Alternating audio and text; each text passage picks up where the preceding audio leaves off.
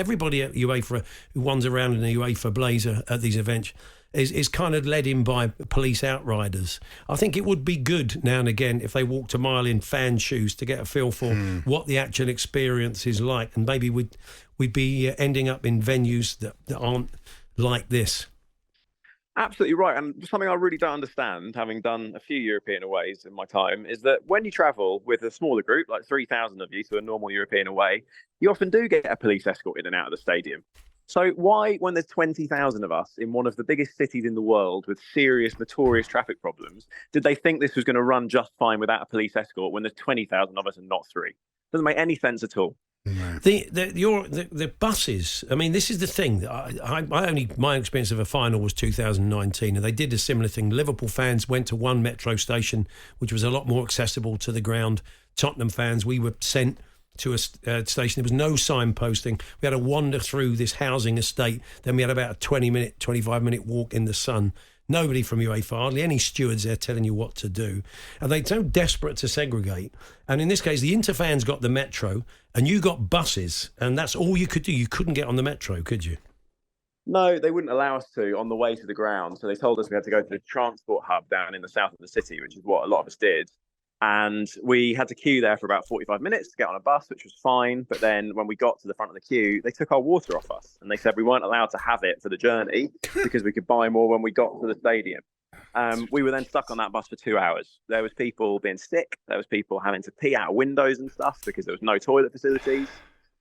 We then got to the fan zone and we managed to get one round of beers in before they shut for last orders. This was about 6:45. And then when we got into the actual ground itself, I queued an hour and 45 minutes to be able to buy a bottle of water. And by that point, I'd been, 3+ hours with no water in blazing heat in Istanbul in Turkey. Someone will die if they carry on running events like this.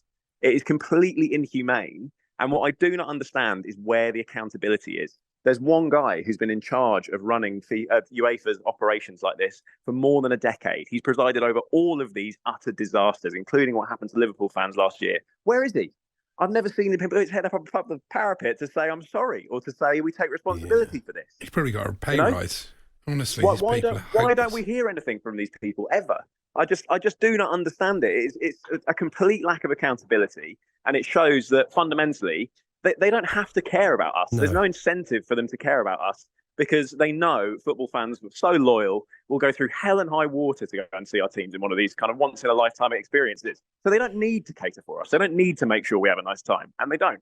They'll pay lip service to it and they'll say, well, no, we're sorry and we're sorry some people had issues. But ultimately, you're right, nothing will change because, as I said, they are swept in and out of stadiums and know nothing of what it's actually like as a fan to go and watch these games. They'll never experience what we experience. And funnily enough, what we said about the police escort, their delegates, from what I understand, their key stakeholders, as they call them, they did get police escorts in and out of the stadium. So they got no taste of what we had at all. Of course. At least you won. And it's not, yeah, that's true. But it's not the city, though, is it? You said, I saw a little tweet, you said the people were lovely in Istanbul, the city is amazing. There were alternatives. There were other stadiums that weren't 10 miles out of town that were such a nightmare to get to. So why not do that?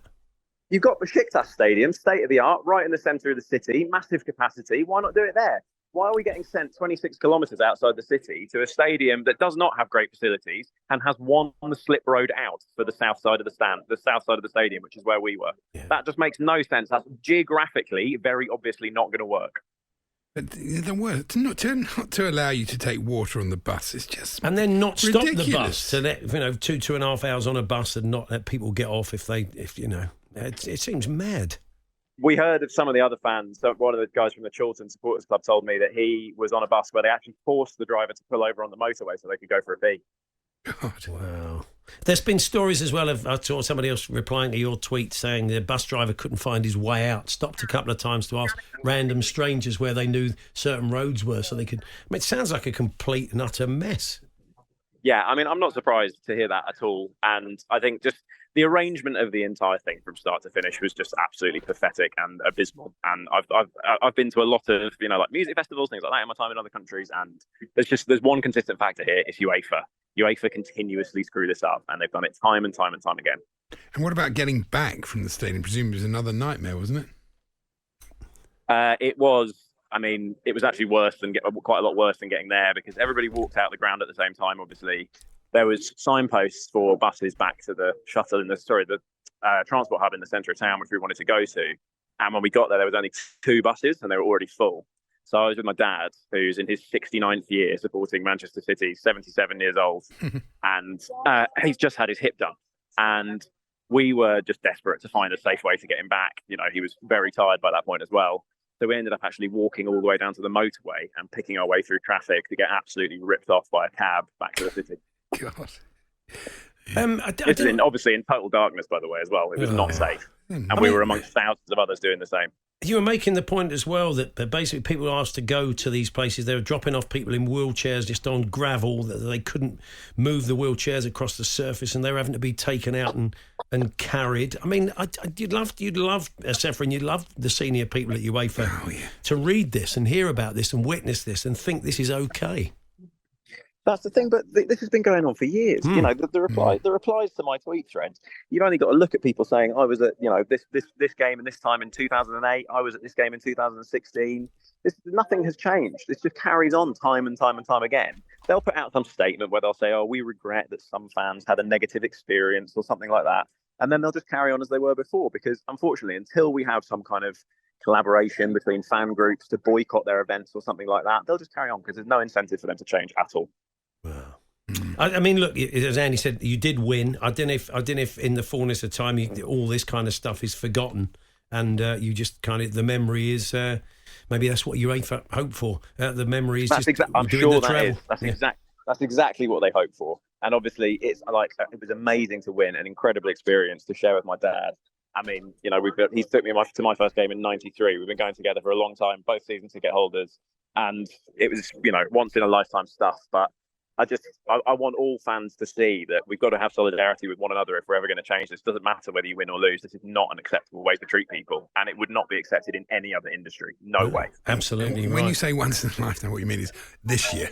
Yeah, it's Wembley. Next year will be the same. It's Wembley next year. It should be a whole lot easier, Nick, I would imagine, to get in and out. So you'll maybe it will be, but then the Euro finals was at Wembley in 2021, and that was an absolute disaster for UEFA as well. So you tell me. That's true. It keeps getting, all roads lead back to them. It's put your dad off, isn't it? And did he say to you, that's it? He doesn't fancy any more away days after that? Yeah, he doesn't ever want to do a European away again, and I can completely understand why not, given that he's 77 and he's getting on, and he's done plenty in his time, and he said, that's it for me. Paul Hawksbee and Andy Jacobs, Monday to Friday afternoons 1 till 4 on AM, on DAB, via the talkSPORT app and on your smart speaker. talkSPORT.